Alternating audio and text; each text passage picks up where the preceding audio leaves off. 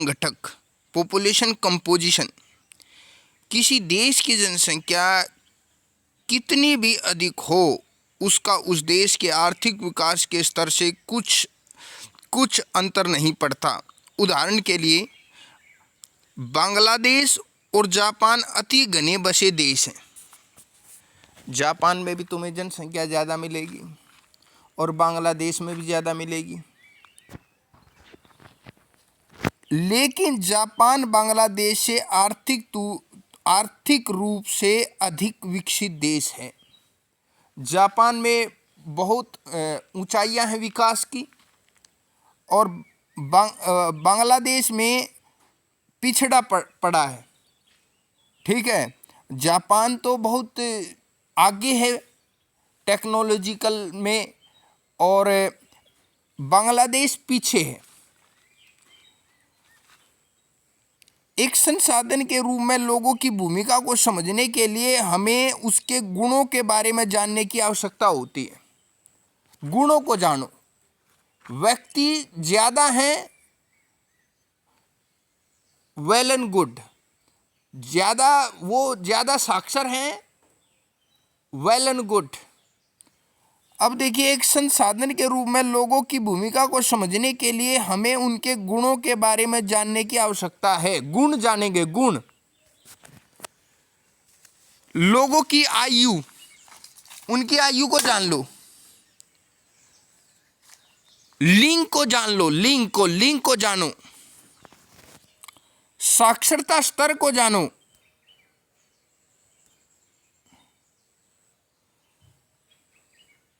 स्वास्थ्य दशाओं को जानो, व्यवसाय को जानो।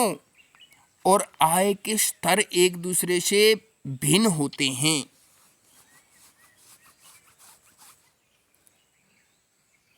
तुम्हें समझ में आई ये लाइन?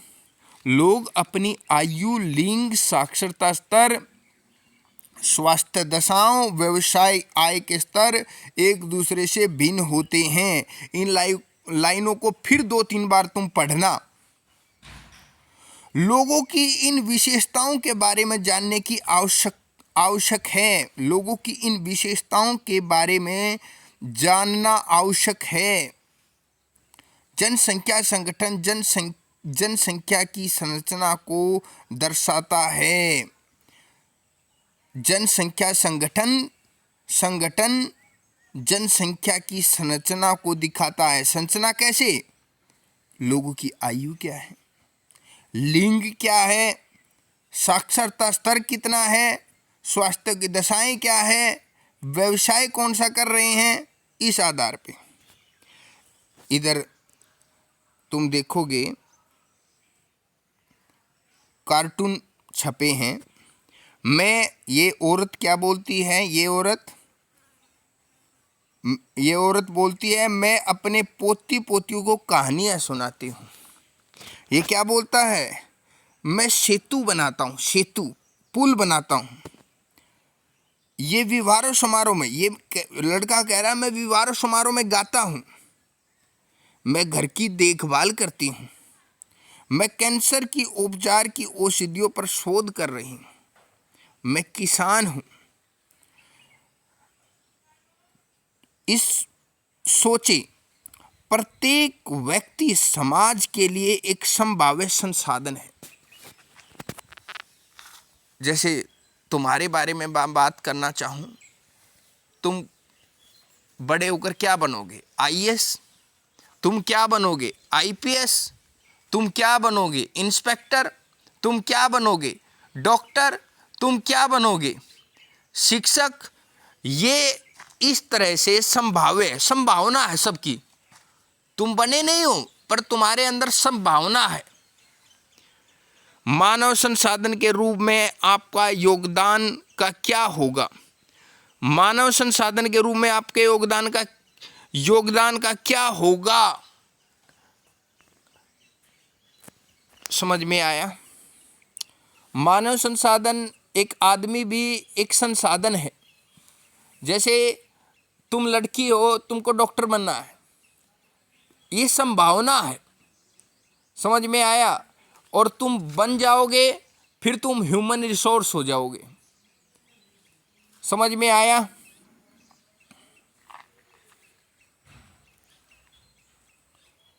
यहाँ पर देखिए, एक जनसंख्या संगठक हमारी यह जानने की सहायता करता है कितने पुरुष और कितनी स्त्रियां हैं, कितने पुरुष और कितनी स्त्रियां हैं।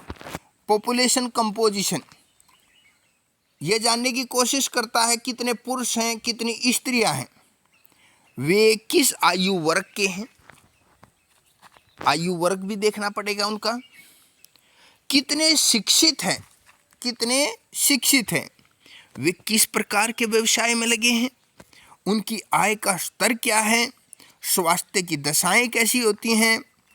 एक देश की जनसंख्या संगठन का अध्ययन करने की एक रुचिकर विधि बताता हूं, तुमको एक विधि बताता हूं। जनसंख्या पिरामिड, जनसंख्या संगठन का अध्ययन करने की एक रुचिकर विधि है। रुचिकर विधि बता रहा हूं, जनसंख्या पिरामिड, जिसे आयु लिंग पिरामिड भी कहते हैं। ये लाइन बहुत इंपॉर्टेंट है, इसे आयु लिंग पिरामिड भी कहते हैं। देखिएगा, पॉपुलेशन पिरामिड, पॉपुलेशन पिरामिड, एक जनसंख्या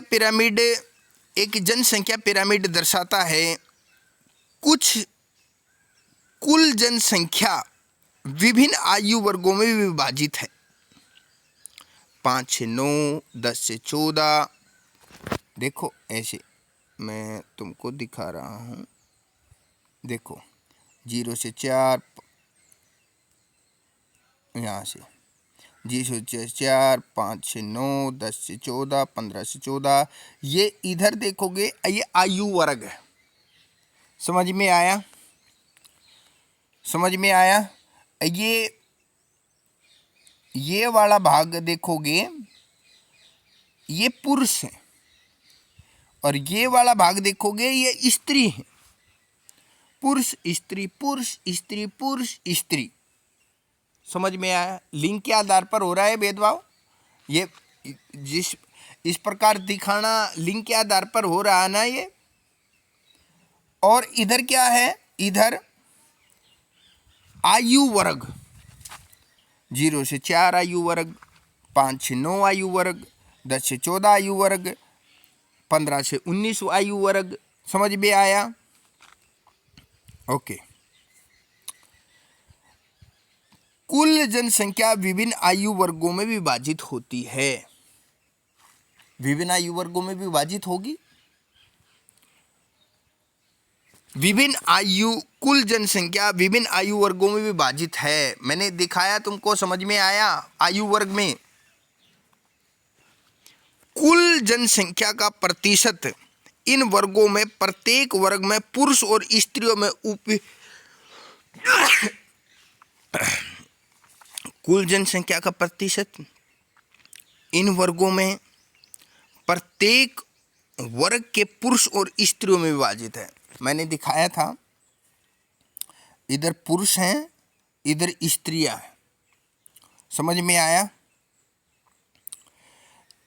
इसको देखो, एक जनसंख्या पिरामिड है ये, एक त्रिभुजाकार प्रतीत होने वाला आरेख है। त्रिभुज बन गई ना, बन गई ना त्रिभुज? ये त्रिभुज देखा ना, एक त्रिभुजाकार प्रतीत होने वाला ये आरेख है। ये जनसंख्या का पिरामिड है, ये जनसंख्या का पिरामिड होता है। क्या मैं डिटेक्टिव बन सकता हूं और एक देश की जनसंख्या का पता लगा सकता हूं? यस, कोई भी डिटेक्टिव बनना चाहे वो पता कर सकता है। अवश्य हम तीनों देशों का अध्ययन करेंगे। वह क्या? ये एक देश में पुरुष और स्त्रियों की वर्तमान जनसंख्या को उनके आयु वर्गों के अनुसार दर्शाता है। आयु वर्ग के अनुसार दर्शाता है।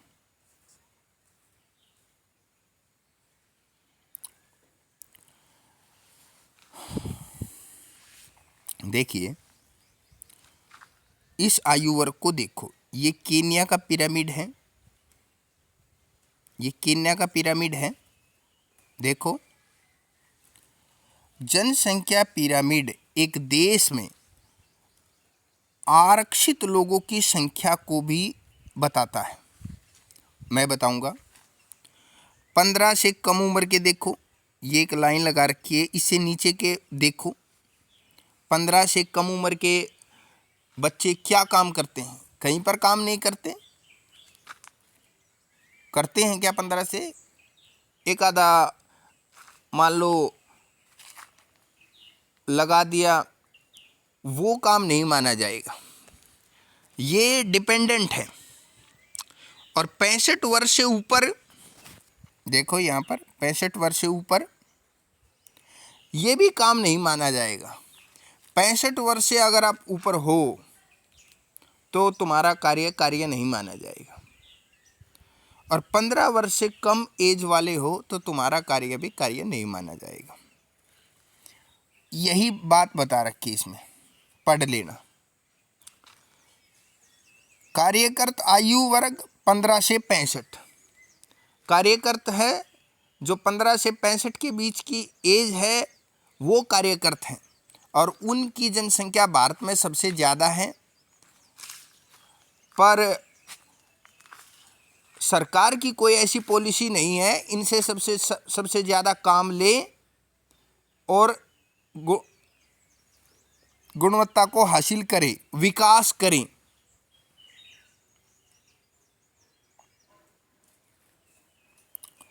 अब देखो, ये भारत का पिरामिड है और ये जापान का है। क्या दिखा इन दोनों के अंदर? देखो, ऊपर 75 तक गया भारत में, ये 75 तक गया ना। भारत का पिरामिड को देखिए, ये 75 तक गया ना। ओके। और जापान के पिरामिड को देखिए, 85 तक गया। क्यों भाई? इसका क्या कारण है? और हमारे में तो 75 तक गया, यहाँ भी 75 तक गया है, केन्या में भी। अब क्या है इसका राज? क्योंकि हमारे देश में लोग ज़्यादातर 75 वर्ष तक जीते हैं। तुम बोलोगे वो ज़्यादा जी रहे हैं सर, 85 साल के हो गए हैं कुछ लोग। अरे कुछ लोग हो गए हैं ना, कुछ लोग 30 साल की उम्र में उजड़ जाते हैं। समझ में आया ना? कुछ लोग 70 साल की उम्र में उजड़ जाते हैं। समझ में आया? उनका एवरेज निकाला है। भारत में ये एवरेज 75 तक आया है और जापान में ये एवरेज, ये जापान में 85 तक आएगा। समझ में आया? और ये बता रहा हूँ, देखो यहाँ पर देखो, अभी बताता हूँ, यहाँ से यहाँ तक है। देखो ध्यान से, 10, इधर भी 10। अब देखना, इधर देखो, इधर 6, इधर भी मान लो 7। समझ में आया? ये पैदा होने के टाइम पर है, ये पैदा होने के टाइम पर है। केन्या में ज़्यादा जन्म लेते हैं और भारत में कम जन्म लेते हैं। समझ में आया? ये देखिए, केन्या में ज़्यादा जन्म है, फिर ये मर गई, ऊपर जाने पर कम हो गया। और भारत में धीरे धीरे मरे। समझ में आया? और ये जापान का है। देखो, अगली क्लास में मैं तुम्हें क्वेश्चन आंसर करवाऊंगा इसके, उसके क्वेश्चन आंसर बहुत ज़्यादा ज़रूरी है। समझ में आया? समझ में आ गया?